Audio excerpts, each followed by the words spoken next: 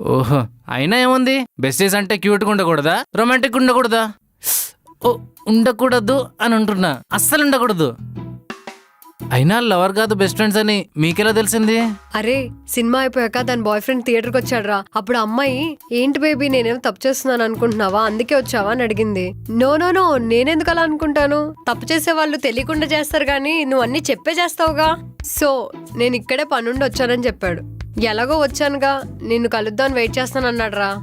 ఆడనెవరిని ఎరిపప్పు చేశారుగా. అయినా ఇప్పుడు మీ ఇద్దరికి ఏమైంది? ఏమైందా? మీరు కూడా నాకు చెప్పి చాలాసార్లు సినిమాకి వెళ్ళారా?